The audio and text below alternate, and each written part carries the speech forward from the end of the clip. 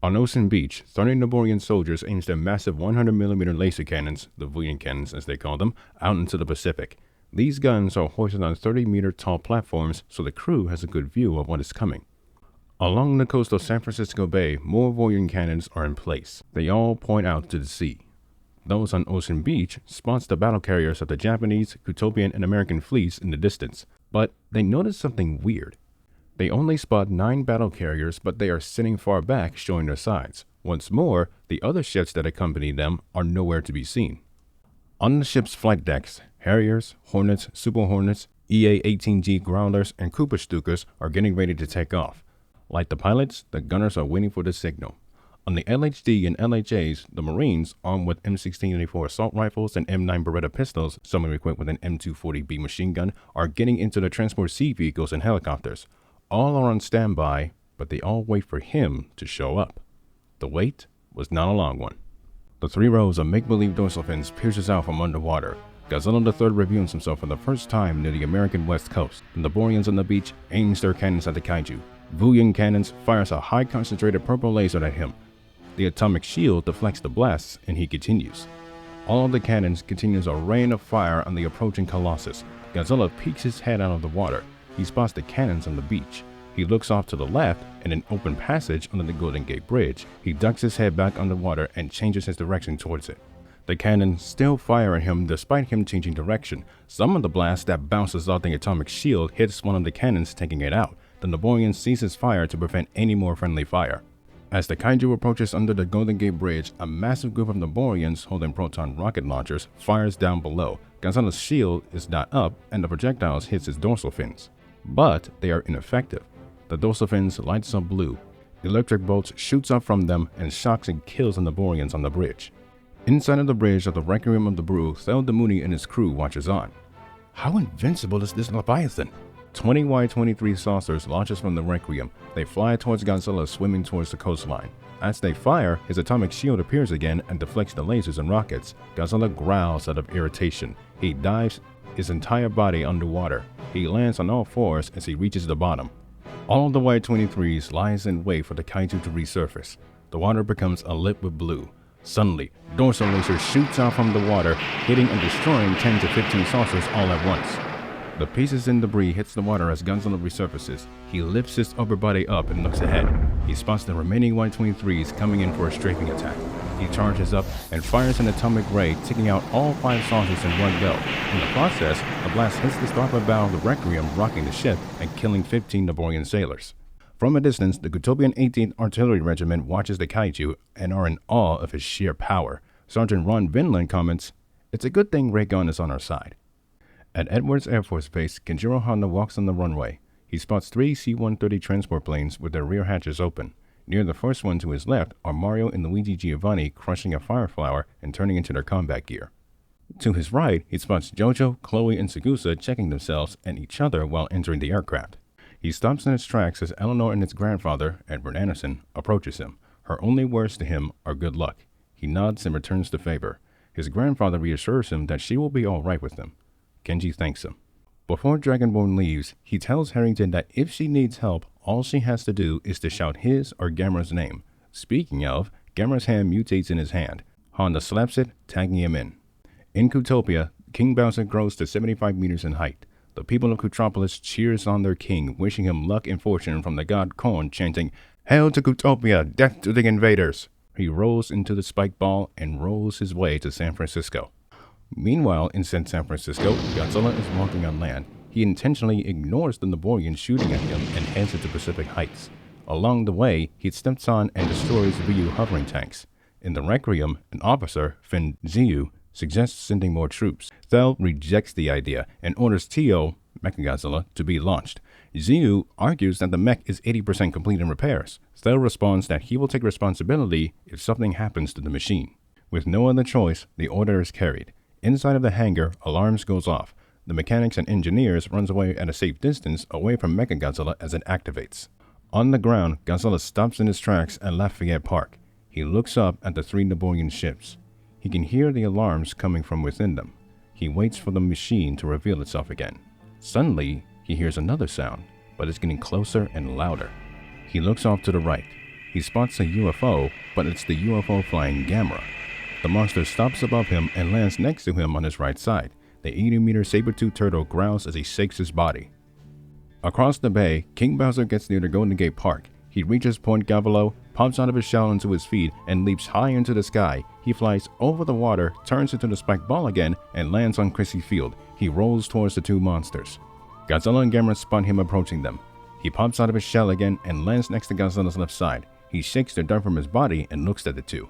The Guardians of Earth turns their attention towards the Rec Room of Nibiru. In unison, they walk together towards it. It is now clear to the Niborians that the team-up in Honolulu was not a one-time thing. They are a unit. Bethel wonders, how good are they as a unit? 5 minutes later, the Guardian stops in Union Square directly under the Requiem. All three looks up at the ship and roars, demanding to bring out the mech. Bethel is more than able to grant their wish. The hatch under the Requiem opens. Mechagodzilla descends to the ground below and lands. Its yellow eyes scans the three monsters. A message from Bethel gives it his order. Defeat them however you wish. Mechagodzilla lifts his arms at a 90-degree angle, balls his fists, and roars. Godzilla, Gamera, and King Bowser roars right back at it. Godzilla looks at their surroundings. Buildings half his size, nearly tall as the two turtles and himself, and towering skyscrapers. A definition of a concrete jungle. He communicates to the turtles to use their surroundings.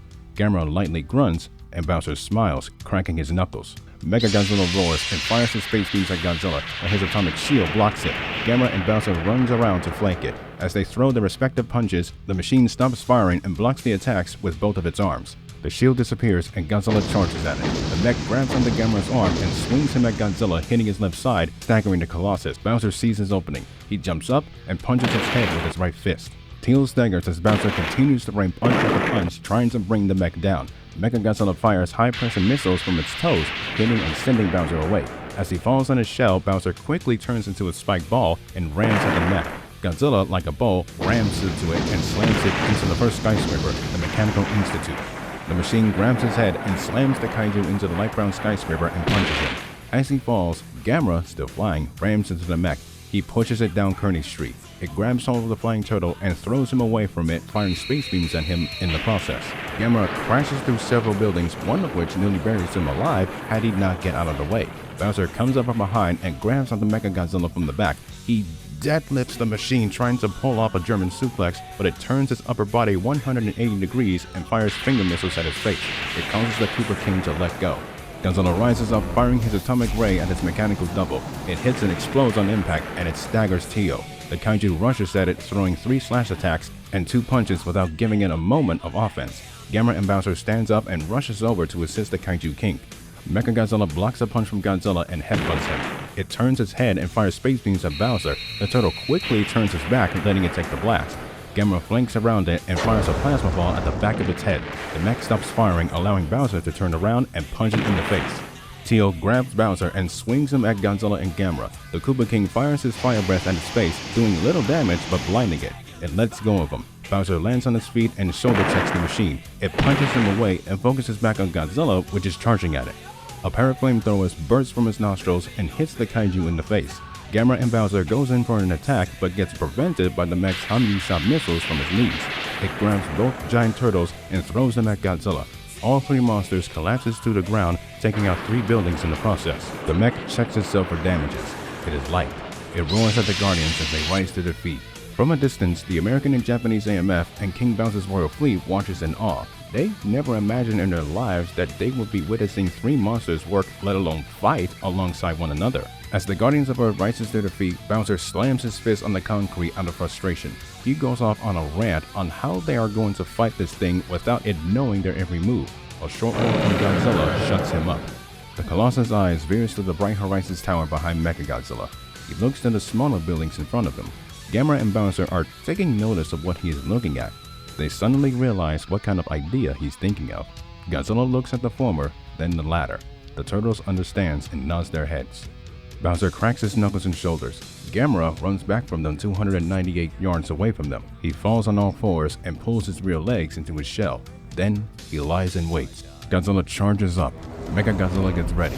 He fires an atomic ray but hits the 2 buildings in front of the mech.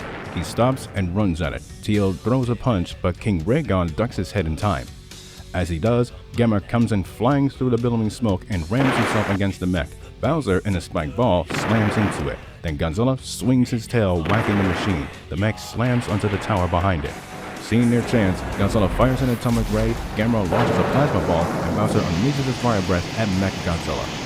All three attacks hits it and the mech crashes through the tower. The entire Bright Horizons tower collapses and buries the mech entirely.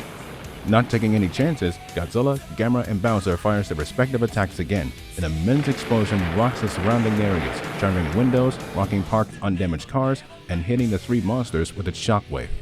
From a distance, every human and mutant can see the rising smoke billowing into the sky. But within the city, Mechagodzilla bursts from the rubble and flies at the trio. It rams into them, pushing them back 50 yards. But the Guardians of Earth stands their ground, grabbing onto the mech. They aggressively use all of their weight to push Teal back. They push it back through the all-white digital marketing building. It collapses as all three drives through it. The Guardians pushes it away, but the mech lands on its feet, roaring at them. They defiantly roar back in response. Their fight has only begun, but this was the beginning. 8:15 p.m. On the hill of the Bernal Heights Park, a scouting team looks through their binoculars. The sergeant of the squad, Sam Dodger, reports to the leader of the 1st Battalion 37 Armor Regiment.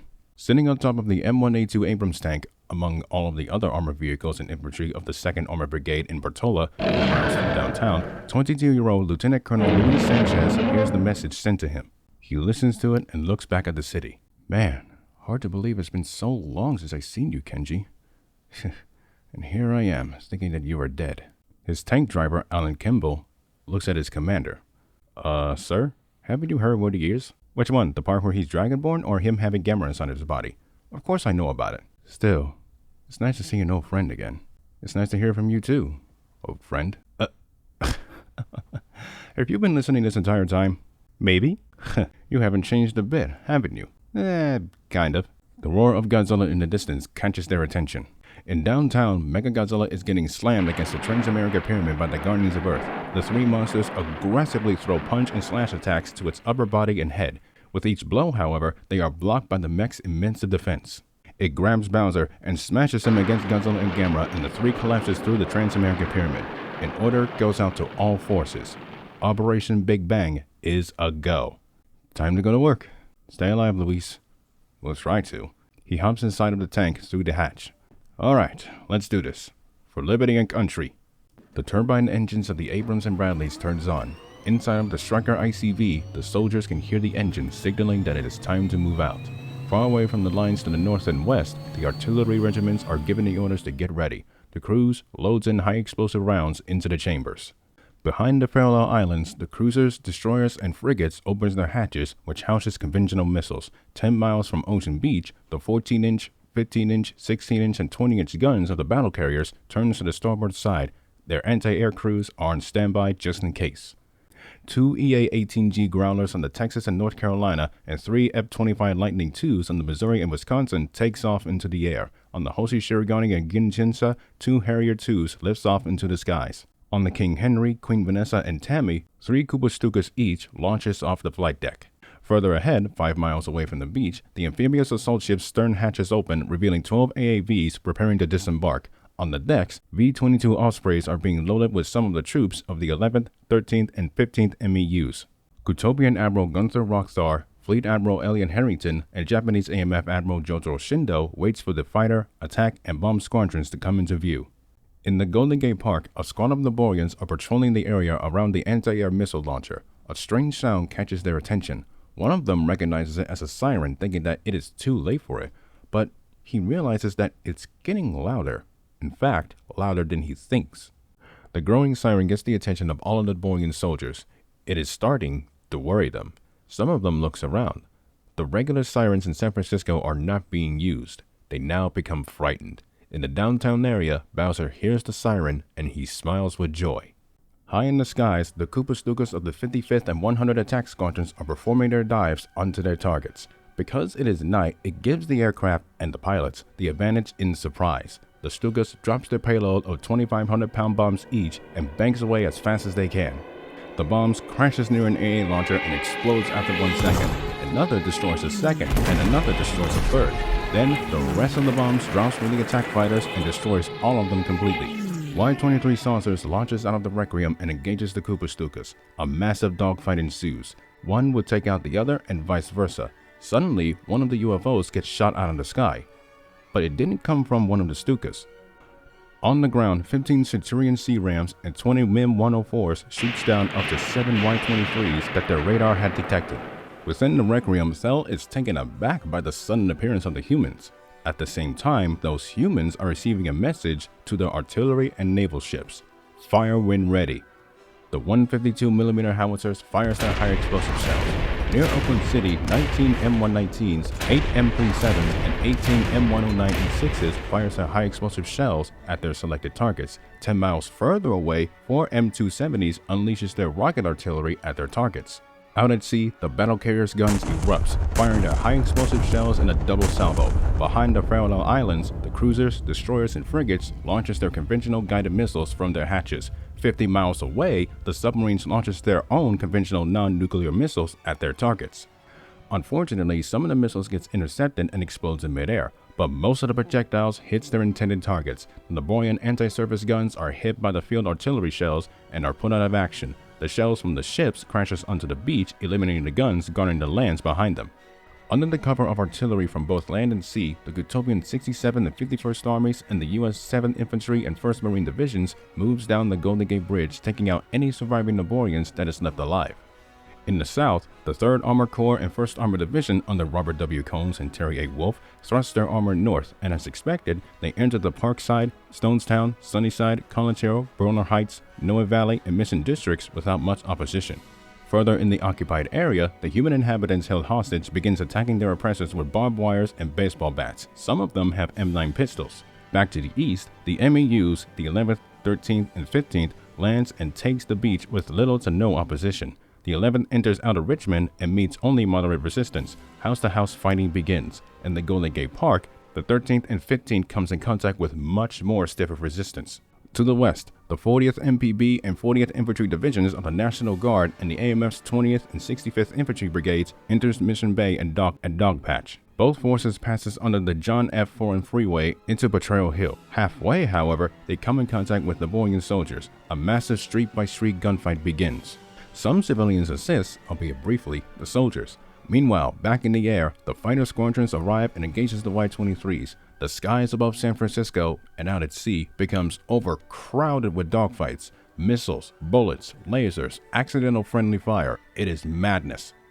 Back within the occupied areas, Class B and D mutants rises up and attacks the surprised and dumbfounded Naborians. One of those Class Bs are the Earthquakers, who have no interest in being conquered by invaders. Their numbers are small, but they stick together using their motorcycles and hit-and-run tactics.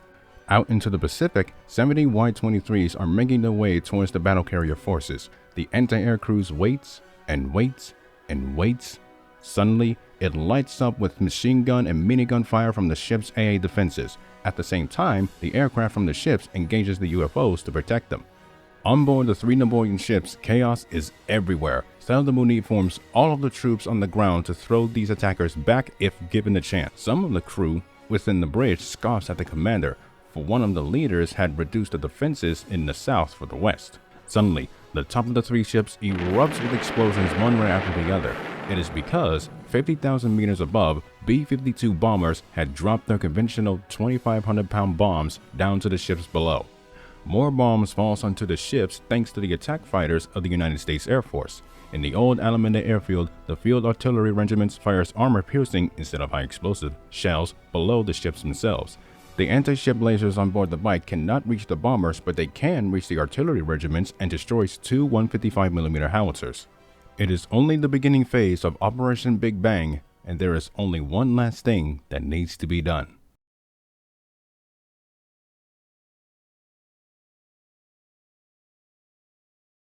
8:25 p.m. 10 miles away at the height of 10,000 meters above the ground and closing in, the 3 Boeing C-17 Globemaster IIIs, escorted by the 45 F-22s and F-16s of the 24th Fighter Squadron, flies over the clouds heading for their targets, the Requiem of Nibiru, Nibiru's Might, and Nibiru's Guide. Inside of the C-17 on the left, The Mario brothers are checking their attire to see if there are anything that seems to be out of place. Everything is perfect. Luigi digs something out of his pocket. Cape feathers? Remember that out trick? Mario takes one feather from his brother. The two crushes them with their bare hands. A yellow cape appears on top of their suspenders. The Super Mario brothers shake each other's hand and speaks in Italian, translating into English, always keep your head down and swing like a madman. Inside of the C-17 on the right, Miki Sagusa looks at Jojo. She watches him as he loads his M1 rifle with a full 8-round clip into the magazine. Jojo, shouldn't you use something more, modern? The bolt closes as he puts the clip in. Then he looks at the telekinetic Empress. Ma'am, it's a long story. He places the rifle on his knee.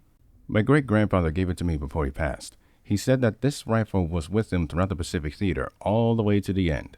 And he placed the responsibility of taking care of it onto me. I see.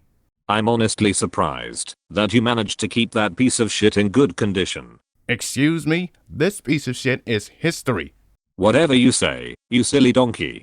Sagusa couldn't help but giggle to herself as the two gets into an argument. Chloe comes into the cargo hold, walking up to the two. Are we all ready? Wait, we're not getting parachutes? Chloe points at Mickey. Apparently, she is the parachute. Inside of the C-17 in the center of the formation, Eleanor Harrington adjusts her combat gear. She tightens her shoelaces and checks her skin-tight lightning and fire shirt. She suddenly stops. Her left fingers are shaking very lightly. She closes her hand and holds it with her right. Why am I... She hears footsteps on her left. She looks over and sees Edward Anderson sheathing his broadsword. He looks at Hellraiser and immediately notices her shaking hand. Are you nervous? How can you tell? Throughout my life, I've seen many shaking hands, and your hands are a dead giveaway. I guess I am. Don't worry, it's okay to be nervous. You're all still human. Say, what is it like being the only one? What do you mean? You know, being one of the last survivors of Atlantis. Oh, that. It's not as bad as I thought it would be. He sits next to Eleanor. Throughout the past 3 centuries, I've always done things alone.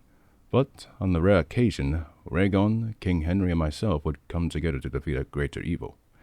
In 1954, when Rhaegon was killed, I didn't feel anything but mixed feelings of apathy and sympathy from both sides.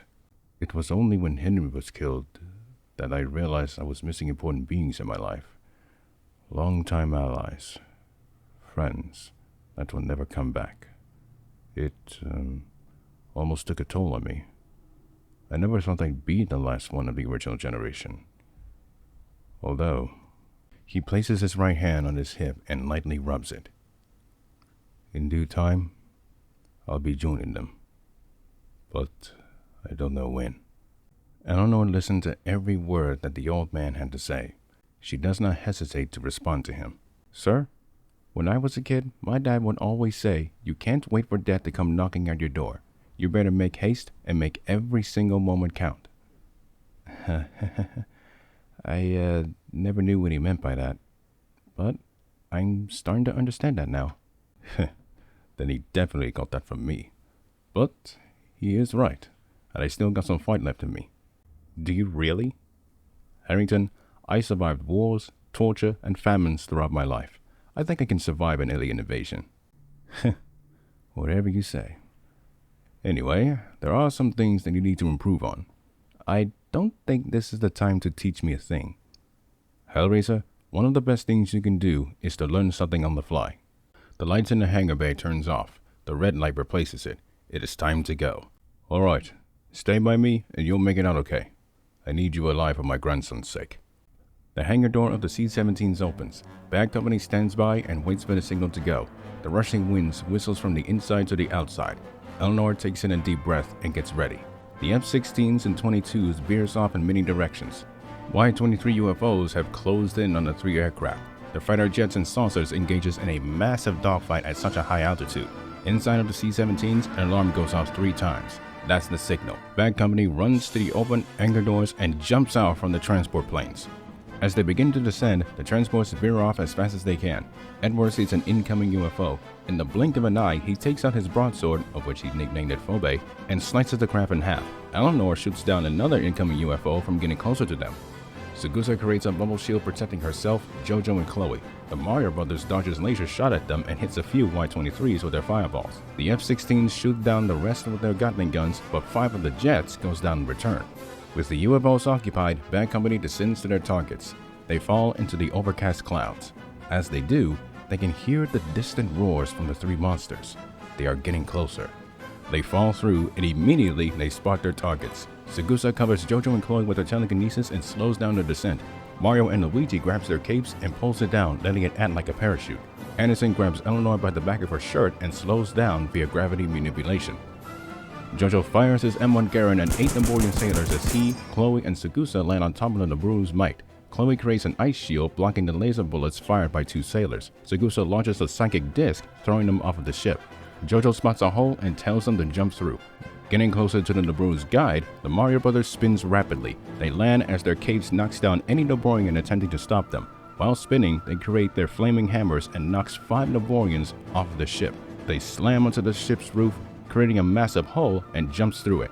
Eleanor shoots a kinetic shock bolt downwards, hitting 1 Naborian, then the other 20 trying to fix the damages caused by the bombers. Still with Phobe in his hand, Edward deflects a Mark III's burst shot and slices a sailor in half. He digs his broadsword into the roof. He circles around Eleanor as she defends both of them. After making a full circle, they stand back to back and simultaneously stomps on the cut area. They fall through the roof into the Requiem. As they enter the first deck, Eleanor swings an Inferno Whip, lashing at the 15 surrounding, surprised Naborian sailors. Alright, Hellraiser, lead the way.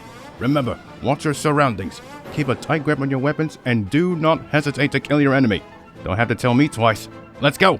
Bad Company is in all 3 ships, and they run off to find their individual target, and they must hurry quick.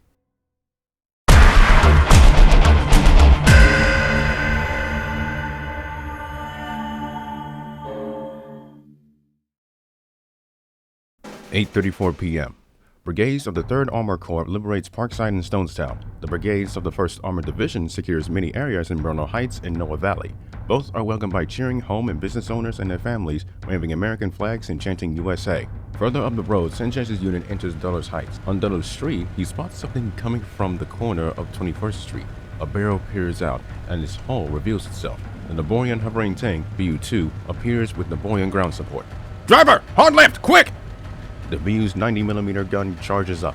Then, it fires a railgun at the armor. It misses Sanchez's tank, but it hits an M1 behind them. The tank's turret erupts like a volcanic explosion, flying up into the air several hundred feet. Sanchez looks away from the vehicle with regret.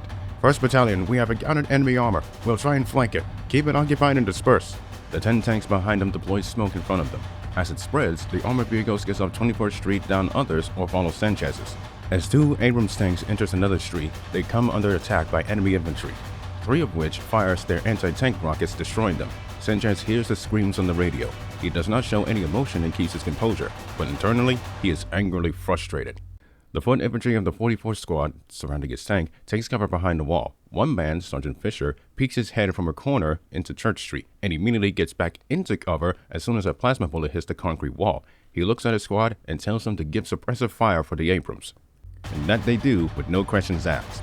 Loader, canister into the breach. Driver, steady ahead. The loader, Private Paul Dempsey, takes on a canister shell from the storage and loads it into the breach. The tank enters the intersection into Church Street, and the gunner opens fire.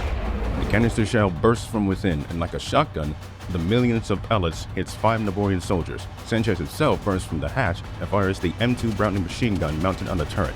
The 50 caliber rounds penetrates the rest of the Naborian soldiers with ease. After 5 seconds, the road is clear. A radio man sitting against the wall uses the radio to contact air support, and is going to be received. 2 AH-16 Apache longbows hovers 200 meters and 10 miles away from the front. Their co-pilots fires 1 guided missile each. They guide them through the air, hitting 2 separate Naborian squads. Alright, driver, advance slowly. We gotta take out that enemy armor. The Abrams advances as ordered. It comes to the intersection of Church and 22nd Street. Sanchez spots the BU tank in the open. Target spotted. Loader, AP, gunner, traverse the turret 90 degrees, depress to -6. As the tank's turret turns, Private Dempsey takes on an APFSDS and loads it into the breach. Loaded! Target tagged. Fire! The tank's 120mm smoothbore gun fires. The shell penetrates through the BU's upper hull. The tank was charging up for another blast, but it is canceled out. I need another round! On it! The shell loads into the breach. Ready! Fire! The BU explodes, followed by a secondary explosion. Target neutralized. Forwards, driver. 1st Battalion, be on the lookout for more enemy armor. If spotted, flank and penetrate its side. Let's proceed. The battalion receives and understands the message, and it goes to the rest of the 1st Armored Division, as well as the 3rd Armor Corps. To the west, the 11th, 13th, and 15th MEUs, supported by IFVs, slowly make their way through Outer Richmond to Outer Sunset, but at the same time, they face heavy opposition. The battle carriers and their fleets are providing support whenever possible. Brave American partisans behind enemy lines, armed with nothing but pistols, are helping out. 15 civilians are killed in the process, but they continue on.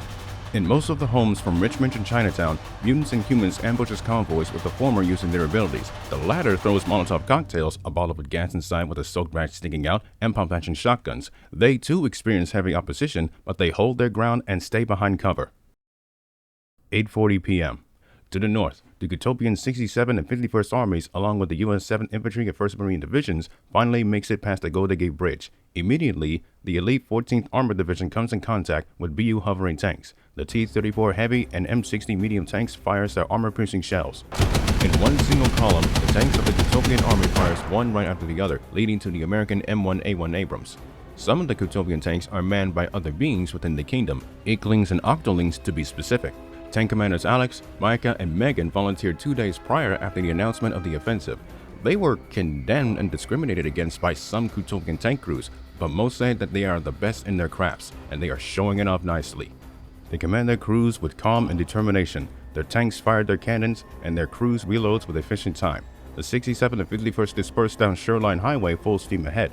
As they do, the U.S. 7th Infantry and 1st Marine Division stays the course down Presidio Parkway at max speed. 8:45 p.m. The 67th and 51st breaks through the Richmond District through the undefended Napoleon lines. To the south, the 1st Infantry, Cavalry, and Armored Divisions breaks through into the Sunset District and Golden Gate Park. They face light opposition and presses on. Finally, at 8:50 p.m., the two sides link up. Their line strengthens, they create barriers to prevent counterattacks, and attacks the forces in outer Richmond, relieving the 11th, 13th, and 15th MEUs. Inside of the Naburu's might, the telekinetic Empress is protecting Jojo and Chloe with her shield as they advance down the corridors. The Ice Queen freezes any Naborian soldier or sailor that she sees, and Jojo kills them using his M1 rifle. He slows down time and empties the entire clip, killing 8 armed sailors. In the Naburu's guide, the Giovanni smashes and bashes through many columns of Naborian soldiers with their flaming hammers. They stop and spins in one place, deflecting Naborian staffs from hitting them. They then knock them back against walls and continues on. In the Requiem of the Brew, Hellraiser fires a kinetic shock bolt, stunning 20 Naborian sailors in place. Anderson dashes and slashes through many of them into pieces or in half. He taps Phobe. He creates a ringing sound, stopping 18 Naborian sailors in their tracks. Hellraiser finishes them off. I recognize this area. We're close. Come on! 8:55 p.m. In the downtown area, a car flies and crashes down Davis Street. Godzilla gets pushed on his feet on the concrete by Mechagodzilla. Gamera and Bowser runs at the mech, but it catches them and pushes them onto Godzilla. The turtles grabs onto the towers of Tracer McCrory Air Finance Limited, trying to stop themselves, but they and Godzilla goes through them by force. The 3 monsters falls on their backs. Mechagodzilla throws a punch down at Godzilla, but he dodges it. Gamera and Bowser punches it away. The 3 stands back up on their feet. Godzilla fires an atomic ray. Gamera fires a plasma ball, and Bowser unleashes his fire breath. Mechagodzilla gets hit in the chest. It spins its head around multiple times, creating a light blue shield circling around it from head to toe. It also blocks the attacks from the monsters. Bowser pounds on the ground in frustration. Teal's shield disappears. Its boosters activate and dashes at Godzilla, punching him down the street. It grabs the giant turtles by their neck and flings them at him. Godzilla catches Gamera and Bowser bounces off his shell, slamming back on the mech. Godzilla grabs the mech and slams it on the side of the Sanford Tower. Holding Gamera like a shield, he rams it through the tower, leaving a massive hole. On the other side, as Mechagodzilla falls on his back, Godzilla lands 2 big punches to its head before it punches him away. It rises up back to its feet in time for Bowser to come from the corner and drop kick it. The mech staggers and Gamera follows it up with a slash to its chest. Godzilla grabs his doppelganger and pushes it back. Gamera and Bowser joins in and helps him. The Guardians of Earth pushes the machine down Drum Street. It clashes against the massive building. The 3 monsters throws a punch each, trying not to give the mech a chance of offense. Teal turns his head and blasts space beams into Godzilla's face. Its upper body turns and fires finger missiles into Gamera's stomach.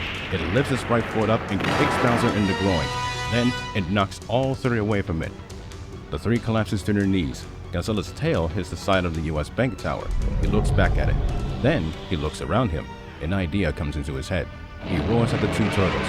They instantly know what he is planning. He fires a short oscillatory wave from his mouth at Mechagodzilla. The wave causes the mech to malfunction. The sides of Raygun's tail lights up blue. He swings his atomic blade and slices the bottom of the US Bank Tower. The Guardian scatters and the skyscraper collapses on Teal, burying it.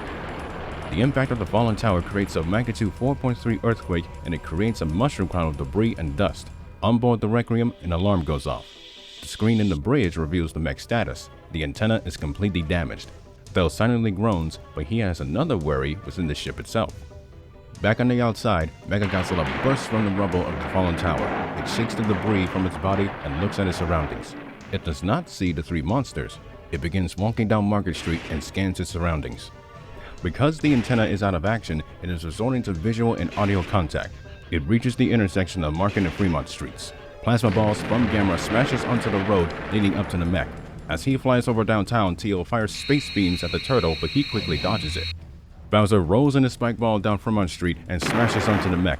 The machine turns his attention to him throwing a punch. Before it can hit him, Godzilla comes up from behind Bowser, kicks him at it, and rams at his doppelganger into the 425 Market Tower. He and the two turtles pushes and blasts at it with their respective attacks. Teal crashes against the one-bush building. Godzilla grabs Gamera and Bowser as they hide inside of the shells. The mech fires finger missiles, but the projectiles deflect off the turtles' shells.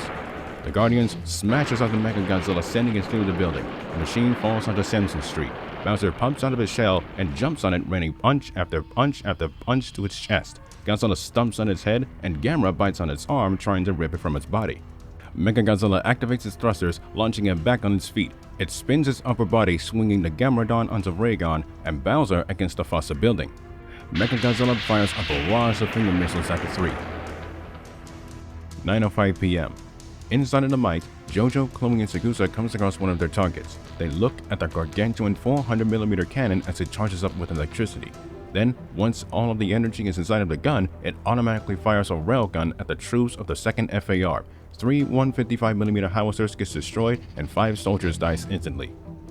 Jojo puts the M1 Garand on his back. And grabs his M72 Law. He aims the launcher at the cannon. The women gets away from him to avoid the backblast. The Rage of San Juan ability activates. The bright orange aura covers the rocket launcher. Then, he fires the rocket at the cannon's breech. After 10 seconds, the smoke clears, and to Jojo's dismay, the cannon is still intact.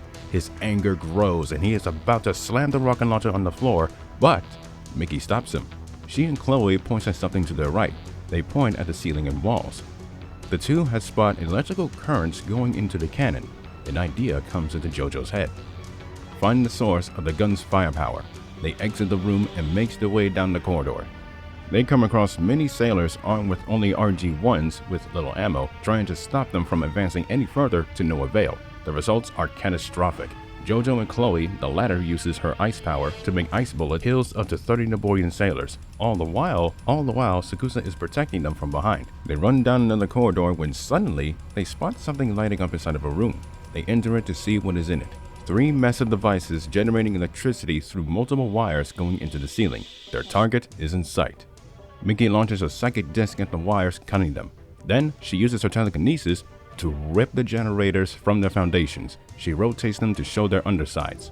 Jojo loads another rocket into the law and fires at one. Chloe freezes and shatters the second, and Sakusa slices the third in half. All 3 generators are destroyed. Their objective is complete. Now comes the next order, getting out of the ship. Mickey rips a hole into the room, and the 3 jumps out of the ship back into the outside. Command, this is Deadeye. Target neutralized. Awaiting your next orders, over. Your next order is to help us out, so if you please. Ladies, let's help out our guardians. Inside of the Naboo's guide, Mario and Luigi finds the room where the ship's controller of Mechagodzilla is housed in. They waste no time and throws red and green fireballs respectively at the controller. It malfunctions, then bursts into flames. The brothers runs away from the room and takes cover as the controller explodes. On the ground, Mechagodzilla stutters in place. The Guardians notices this. Godzilla fires an atomic ray, Gamera fires a plasma ball, and Bowser unleashes his fire breath. All 3 attacks hits the mech without it getting out of the way. Inside of the hangar of the Requiem, the engineers looks at what is happening. They realize that the controller inside of the guide is destroyed. At the bottom floor of the hangar, the door slices open, revealing Edward Anderson. For Punga! He swings his broadsword, unleashing an invisible wave. It hits and slices all of the Naborians within the hangar. Eleanor comes up beside him. Yeah, this is it. Good. Now, let's get to work, yes? They run to the middle of the hangar. Suddenly, Eddie stops in his tracks. She looks at him confused. Why did you stop? Edward does not answer her. He turns around and looks back at the entrance they came in. Because we're not alone. She looks at the entrance and becomes shocked. The Naborian commander walks into the hangar calmly. In his hand is a 9-foot-tall staff called Vumbi, a hammer-like weapon with a bulk at the end. The Mukon stands back to back as Thel stops just 15 feet away from where they're standing. You've caused a lot of trouble for us. Same to you. Why must you make things more complicated than it needs to be? I don't know, maybe it's because we all don't want to die? All we ever ask for is to find Zero and complete our mission. Edward places his right hand on Eleanor's shoulder, stopping her from saying anything else. I know what you are talking about. Of course. After all, I have experiences with this monster you call Zero. Then you understand why we must find it? Yes, I do. But fortunately, I am not going to give you the location of the monster itself. So be it. The commander twirls the Vumbi and slams it in front of him. A wave of electricity travels through the floor. Eleanor gets ready to catch it with her hands. It slams onto her and Anderson, sending them back against the wall. Thel swings the energy hammer behind him and the force launches him towards them. He swings the hammer down as he gets closer. Both Ellie and Eddie lunges at him with their electric and broadswords and blocks the hammer. Upon doing so, the impact emits electric bolts, pushing them back 20 feet. Both land on their feet. Eleanor becomes confused. Why can't she absorb the bolts within the hammer? She dashes at the commander, swinging her electric sword. He blocks it and knocks her away with it. The blunt smashes on her stomach and she gags because of it. Edward catches her, puts her down, and dashes at Thel. Their weapons clashes on one another, creating a shockwave, and hits Ellie as she gets back to her feet. Just listen to me! We humans in Mukon have a reason why we cannot allow you to find Zero, and it's something that you probably experienced on your home planet! Eddie kicks the alien away and swings at him. He misses, and Thel swings his hammer, but he too misses. You have no idea what we went through, what it was like to live in constant battle or fear from something that you cherish to your heart. I know that feeling all too well, but it goes much deeper than you think. Going so far as to say we stole your technology is disingenuous. Thel seized with rage. He aims his Vumbi at them. You want to talk disingenuous? You stole what belongs to us, and you're keeping a monster away from us, and I'm supposed to believe every word you say? Bolt shoots from the blunt and wraps around Eddie and Ellie. Thel swings it to his left, and the Mukon slams against the wall. He swings the weapon to his right, and the two slams against the other wall. The electricity unwraps them and hits them head on. Both collapses, holding onto their swords. Eleanor's sword is beginning to disappear. It's time to finish this! Eleanor arches up. Under! On the outside, Kenjiro hears the call from his girlfriend. Gamera, shoot at the ship above you! What? Why?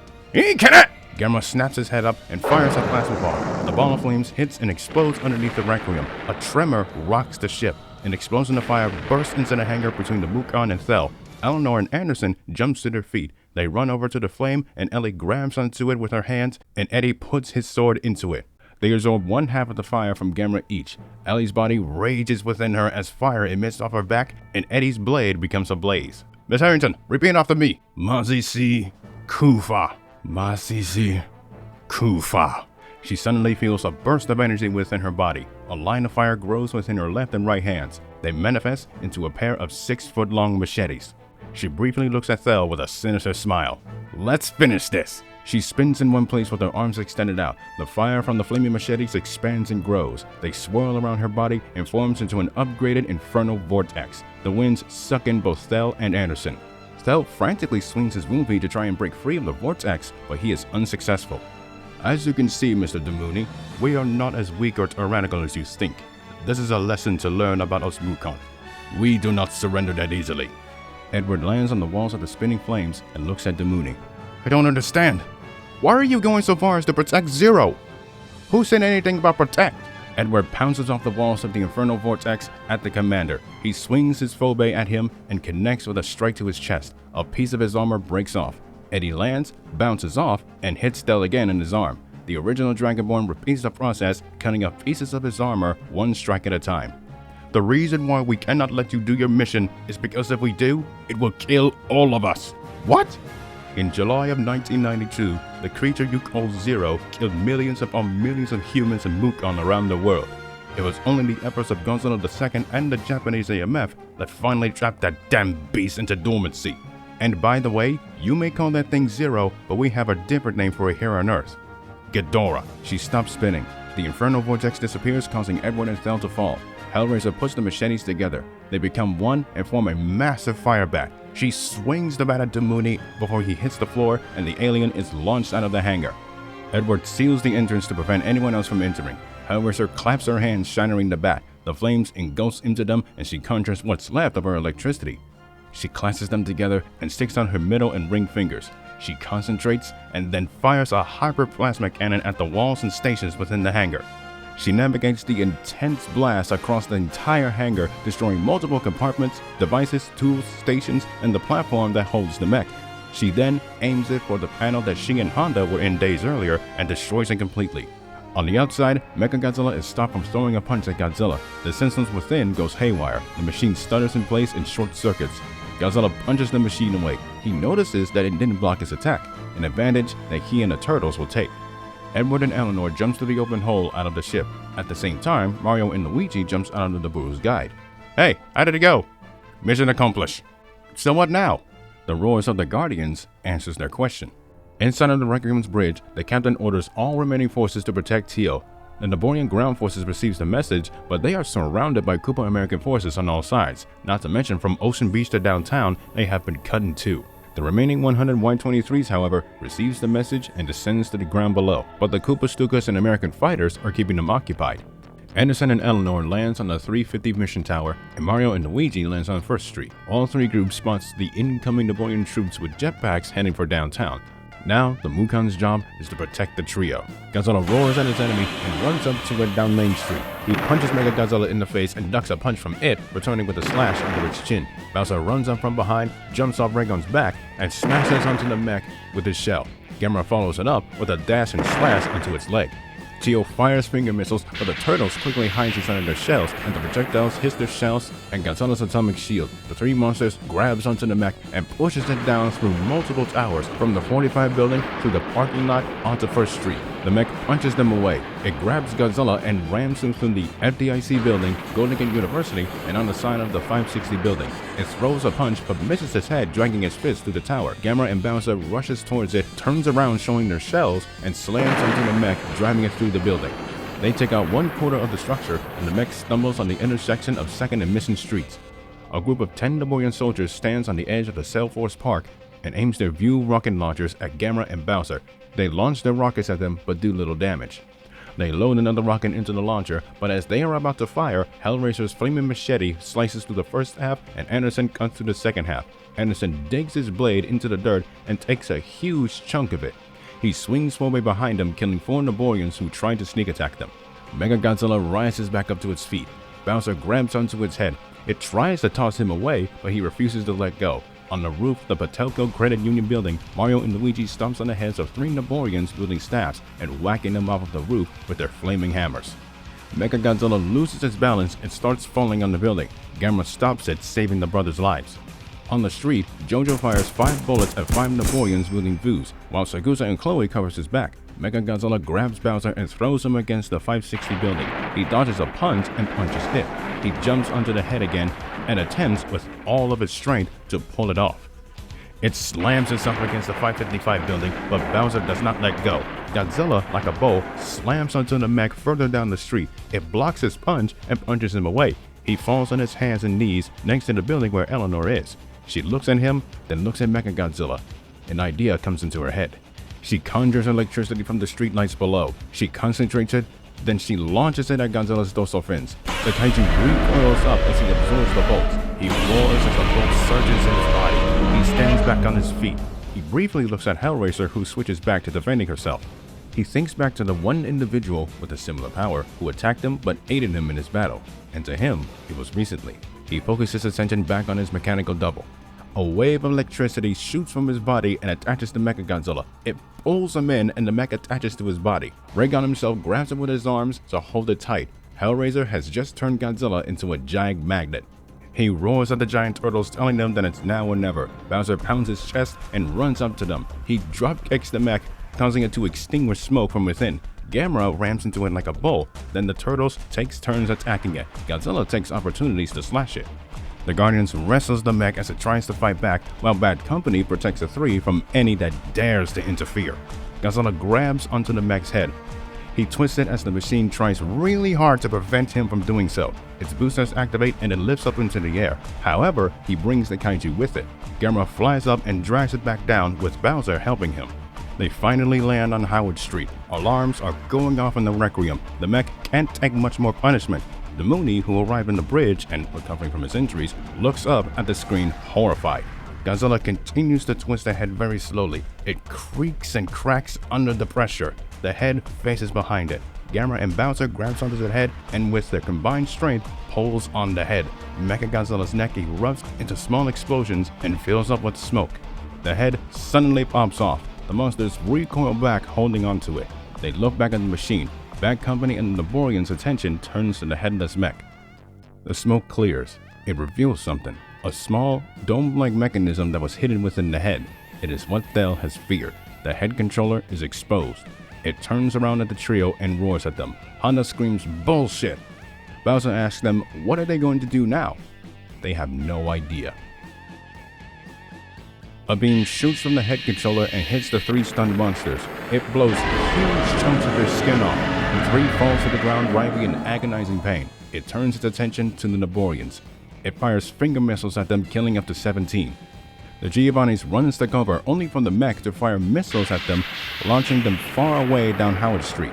It turns and fires its LFA at Sakusa, Jojo, and Chloe. The telekinetic Empress blocks it with her bubble shield, but the force is too strong that Chloe has to create an ice shield within the bubble. The bubble pops and the blast hits the shield. Both women go down with their heads aching. Suddenly, it turns its attention to more Naborian soldiers. It fires the LFA at them, killing up to 50 within the area. The blast radius also hits Eleanor and Anderson, launching them into the air. The back smashes against the side of the amphitheater. As they collapse to their hands and knees, Eleanor coughs up blood from her mouth. Thel within the Requiem realizes that it's attacking anything and anyone. He gives the order to every Naborian to defend themselves against their own creation.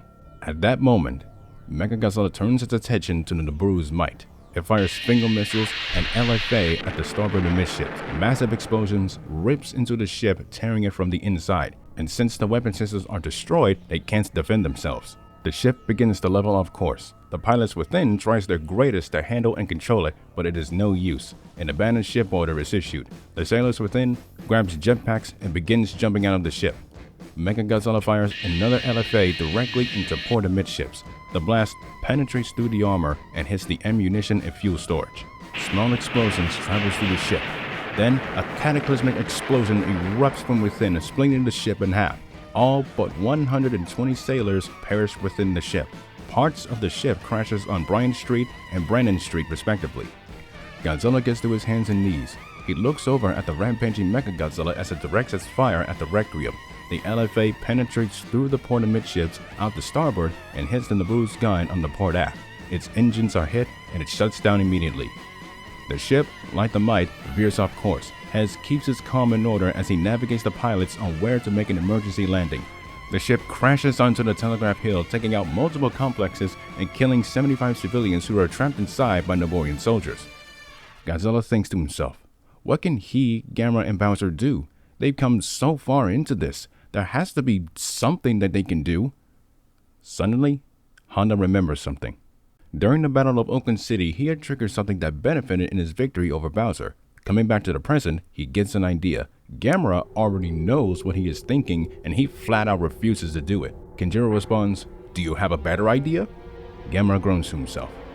It is accepted. He turns to Godzilla and Bowser and only says this telepathically, "Manaku Biyuo." Both are stunned that he would suggest that idea, but in this situation, they have no other choice. They slowly stand back up to their feet. Their eyes laze upon the rampaging Mechagodzilla. They inhale and let out a roar into the night sky. Their roars grabs the attention of everyone within an 18-mile radius, while deafening everyone within the 9-mile radius. Teal turns around back at the trio and walks towards them slowly. Hellraiser and Anderson uncovers their ears. The former asks, why did they even do that? A realization dawns on Eddie. He turns around and looks up into the sky. He tells her that he understands why they did it. Eleanor looks at the original Dragon Boy with the look of confusion. Sakusa senses something enormous rapidly approaching their location. She looks up into the sky behind her. She becomes shocked at what she sees. Chloe and Jojo looks up, and their reaction is the same. The armed forces in the suburbs stop fighting and looks up. The crews of the combined navy looks up. Mario and Luigi looks up. Finally, Eleanor looks up at the sky. Her stunned reaction speaks volumes. Across the United States, Canada, Mexico, South America, and the Pacific Ocean, massive fire-like waves travel through the atmosphere. Every person of different nationalities witnesses this beautiful phenomenon. Small parts of energy exit the bodies of the mutants within the countries and enters the waves. The energy waves are collected over the city of San Francisco, forming a massive circle that grows and grows. Teal stops in its tracks. A beam of light blasts onto Godzilla, another on Gamera, and another on Bowser. Within the lights, the color of Godzilla's dorsal fins changes from blue to black to purple and blue. Gamera's face and body evolves and changes shape. Bowser's hair grows a little longer and turns from red to bright orange, and his body loses 10% of weight. Everyone around them shields themselves from the bright lights. Then, the beams of energy disappears. They all look at the three monsters. Once again, they are stunned. Parts of their bodies has evolved. Godzilla doesn't feel that he has changed, but he does feel great amounts of power within him. Bowser looks at his body and notices that he has gained more muscle. He starts flexing his arms like a bodybuilder. Gamera feels his face is completely different than usual. He looks at his arms and notices that spikes are sticking out of his elbows. Eleanor wonders what had happened to them, but Edward knows exactly what they did, and he feels as this could be a bad thing in the long run. Mechagodzilla roars and fires his LFA at the trio. The blast bounces off their skin and does no damage to them. This stuns all who witnessed it. Omega, JoJo's AI companion, scans the three monsters. Godzilla is 9.8, Gamera is 9.7, and Bowser is 9.6. They are no longer Category 4 Colossi, but Category 5 Titans. Boys, you know what to do. Godzilla snarls, Gamera growls, and Bowser makes an evil smile and snickers. Gamera hides inside of his shell and takes off as a flying saucer much faster than expected. The fire shooting out of the shell holes are red instead of blue. The turtle slams onto Mechagodzilla in the back of its head at a much faster speed. Even Godzilla and Bowser are having a hard time following him. As the mech staggers, Gamera smashes onto it again. He repeats the attack 7 separate times without giving the mech a chance to fight back. It swings his fist at him, but it misses. Gamera goes under the fist and slams into his stomach and destroys the cross-attack beam in the process. Gamera lands 50 feet away on his feet. As Mechagodzilla begins to retaliate, Bowser runs up and drop kicks it in the back. The mech falls on its stomach. Bowser cracks his knuckles and makes a devilish smile. Bowser goes up beside it. He reels his fist back and punches the machine in the stomach. The mech is sent flying and crashes on the side of the iron tower.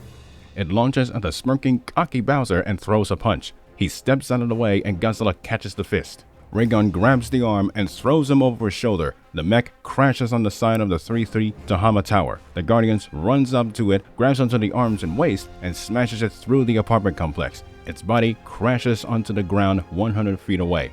Teal gets back up to his feet quickly. Bowser grabs onto it by the back. He deadlifts the machine into a German suplex with ease. The edges of Godzilla's tail lights up bright purple. The mech rises back to its feet.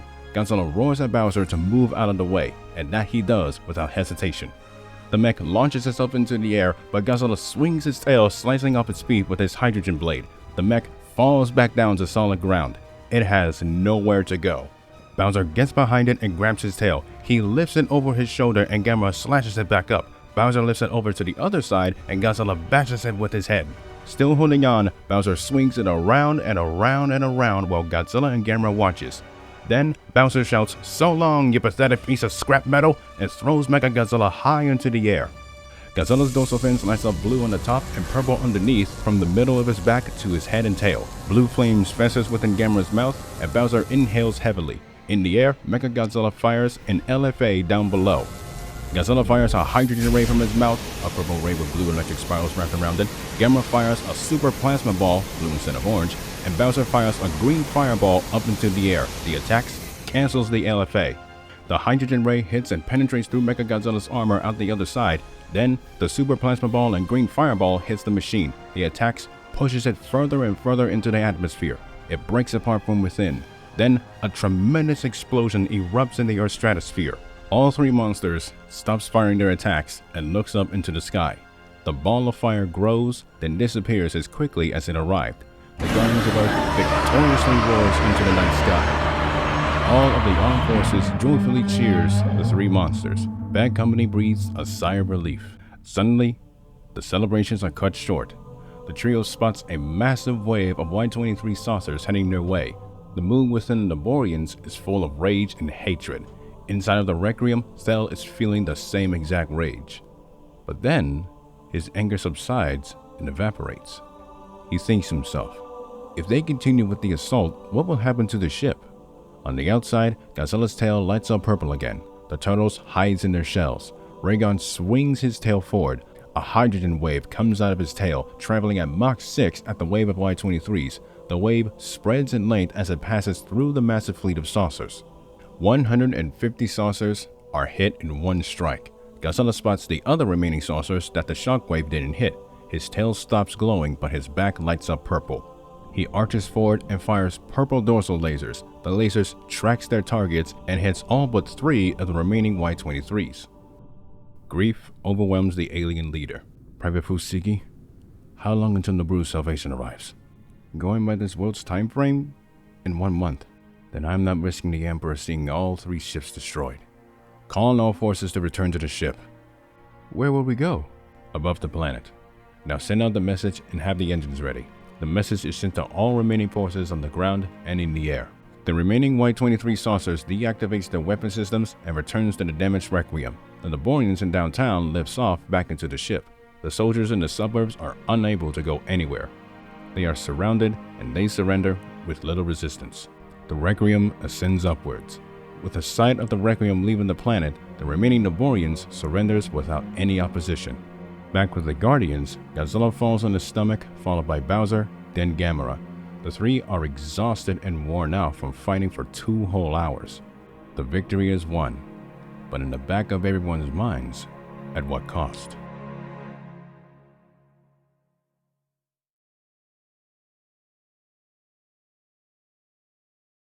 Next time is the last chapter of the Guardians of Earth. The Second Cold War begins.